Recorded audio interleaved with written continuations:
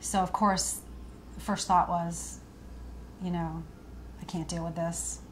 She can't have it. You know, there's no way my child could have something wrong.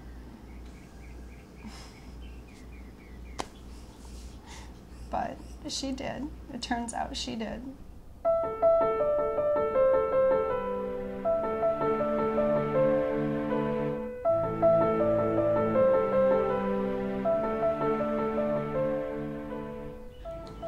We had a doctor's appointment at Newton Wellesley Hospital, and we met with a doctor, and he was rather candid about, you know, the challenges we faced going forward. He, at that point, told us that, you know, she had cerebral palsy. It was rather shocking, quite honestly. We weren't quite prepared for it. He was very candid and very straightforward in trying to explain to us that there were issues we'd be concerned with.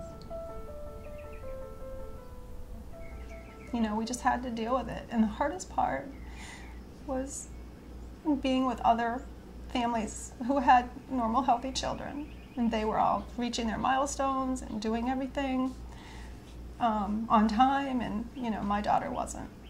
And so it was really hard, especially when it's your first child.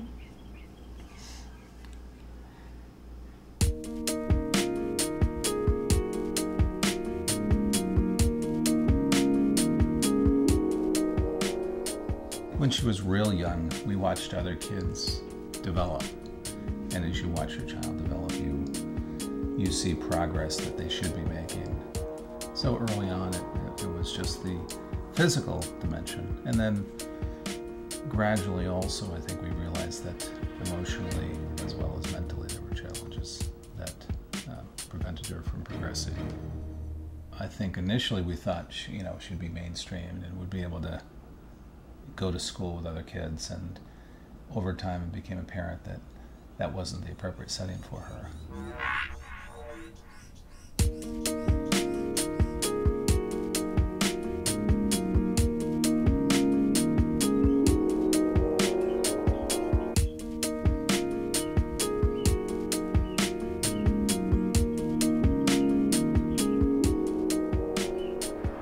We knew right away we wanted to have more kids. And I knew that it wasn't good for a family to just focus. If that was the only child we ever had, it wasn't going to be good for her or us to just focus on her. And for her to be around other siblings that were hopefully going to be okay would be a good thing for her.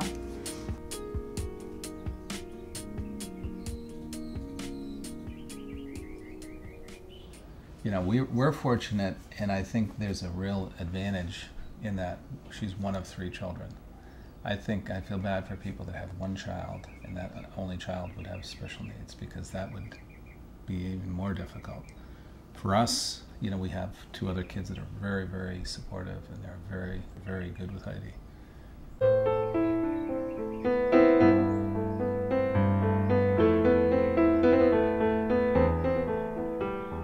Earlier on, when my kids were younger, they used to have dreams that she was normal. But, you know, I think all of us have accepted her at this point.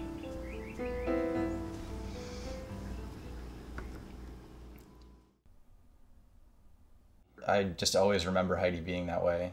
Like, when I was younger, I didn't really think of her as different. I just thought of her as Heidi. And then I started getting older and realized that she does have special needs. She has cerebral palsy.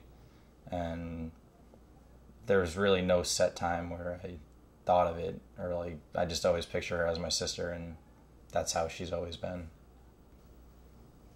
I remember Heidi's graduation from her Cardinal Cushing school. It was funny, and she was completely like a different person kind of from what I've seen, and I kind of pictured her as a person without special needs. I don't know, that stuck out in my mind from, I don't know, seeing her all the time. I'm so used to her, and then being the way she is, and then I just saw that, and that kind of made me think, what if she wasn't handicapped? And like, that's one of the main things that sticks out to me.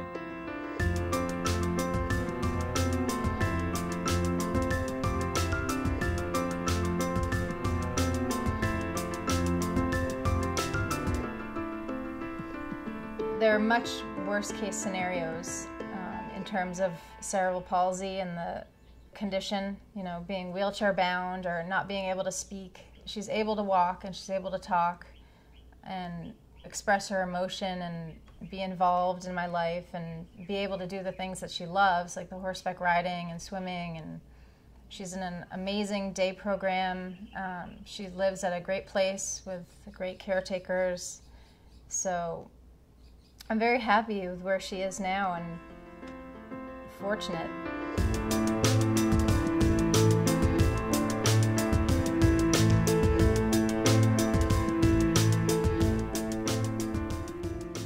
Heidi enjoys life, and she's very happy with everything that she does, and a lot of things revolve around her, and she loves that.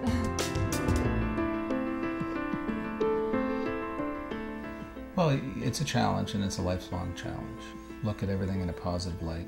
Look at the positives, and try not to dwell on the negative aspects of concern that you have. Be supportive of your child because they need you more than you know, particularly a child with special needs.